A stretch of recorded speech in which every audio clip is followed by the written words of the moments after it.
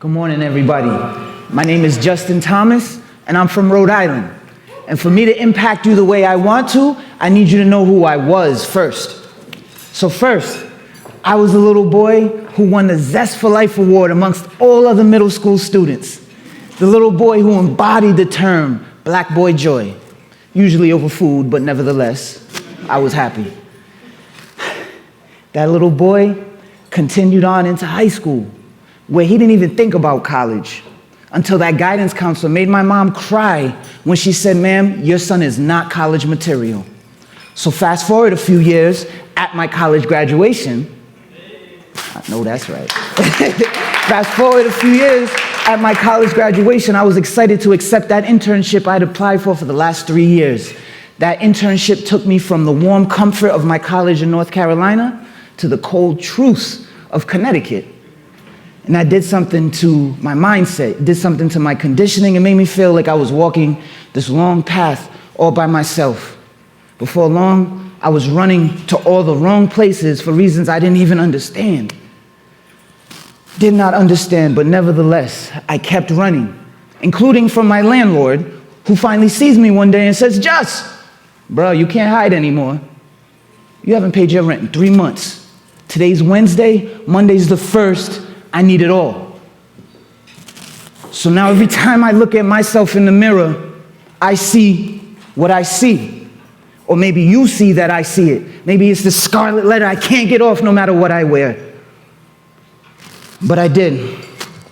I got so high and so drunk that I went and robbed the old pizza joint I worked at in high school. Then I ran like a bat out of you-know-where.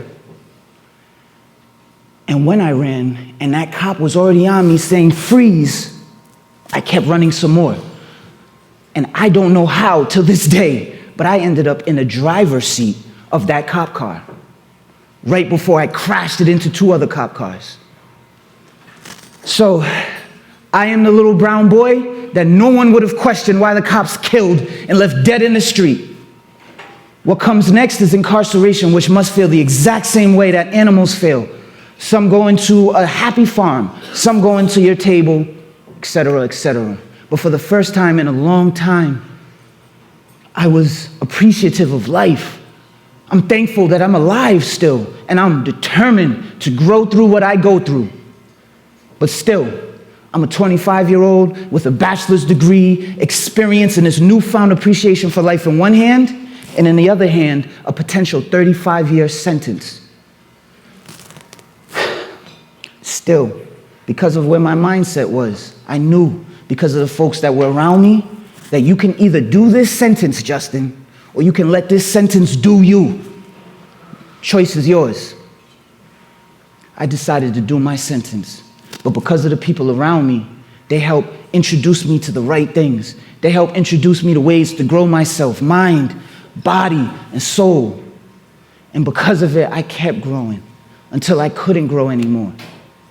The first time I tried to grow my body, my friend looked me dead in the eye and he said, "Just, man, you got the heart of a lion, boy, but you also got the bone structure and the stability of Bambi, so I need you to put those heavy weights down." From that moment on, I figured all the heavy lifting would be in the classroom. Luckily, that was around the same time they transferred me to minimum security prison, which was very good for me because nobody knew that my new nickname was Bambi or Sir Shake-a-Lot. When I got there, even though everything changes, there's a little bit of light that just blossoms out of nowhere. And those are new opportunities, new experiences. And for me, that new opportunity and new experience was something called Pivot the Hustle, a class that I took that put me in front of the first Latino doctor that I had ever been in front of, that spoke the same language my family speaks at home. I learned how to tell my story to an employer, how to explain this gap in my resume.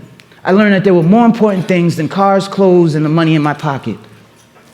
They helped me become the very first AmeriCorps Vista in the state of Rhode Island with the criminal record, and now that door is open for other brothers and sisters. Thank you, thank you. I'm not a volunteer anymore. I'm not a volunteer anymore because now I'm a teacher. I'm a soul stirrer. And we just started our women's cohort who helped me practice. Thank you, ladies. This class is pivotal, and men and women are coming home, maybe even to your community. So please support reentry programming. Thank you.